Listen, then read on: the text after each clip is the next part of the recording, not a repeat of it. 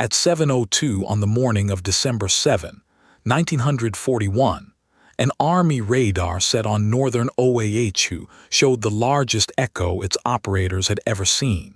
The formation was 137 miles away and moving toward the island. Less than an hour later, Pearl Harbor was under attack. The radar had worked. So why did its warning change nothing? The surviving Opana radar plot gives us the first boundary.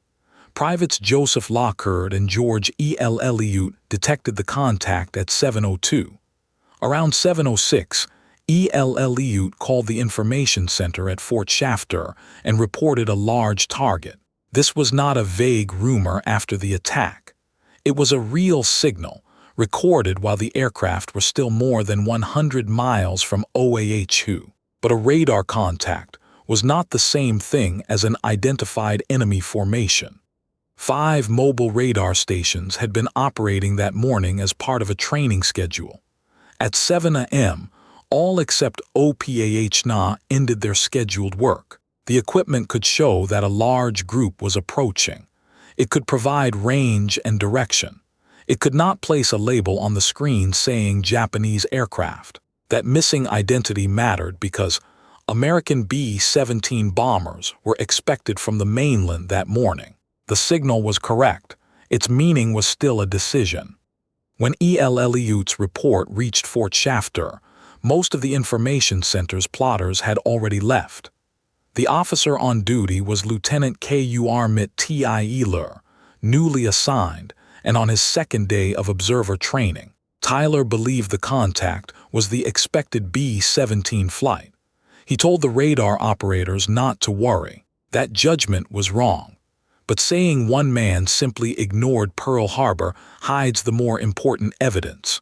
The warning entered a system that was not operating as a fully staffed defense center.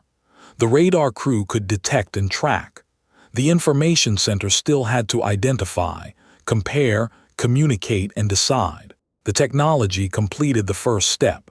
The response chain did not complete the rest.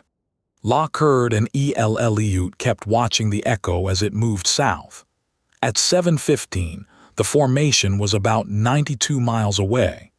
They tracked it until roughly 7:40, when the signal disappeared into interference as the aircraft approached Oahu.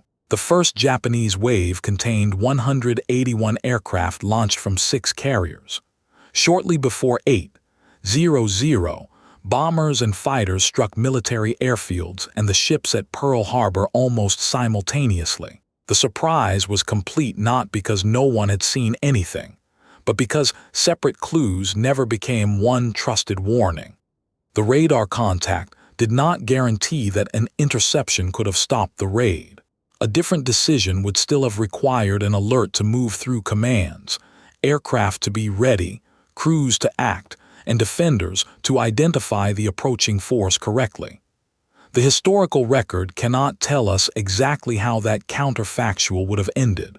What it can prove is narrower and more useful.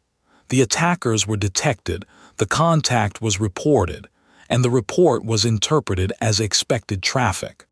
By the time the attack ended, 2,403 Americans were dead and 1,178 were wounded. 21 ships had been sunk or damaged. 188 American aircraft were destroyed and another 159 damaged. Those totals do not turn the radar call into a simple missed chance. They show why the difference between detection and response matters. Pearl Harbor is often described as a surprise attack. At the level of command and defense, it was. But at 7:02, the approaching aircraft were already visible as evidence. The radar worked. The operators reported what they saw. The failure came after detection, where an unfamiliar signal met an expected explanation and an incomplete warning system. That is the real lesson of Opana. A sensor does not create safety by itself. Information has to reach people who are ready to test the obvious assumption and act before the distance closes. The warning was real. The response was not ready. The unquiet archive follows the evidence past the legend.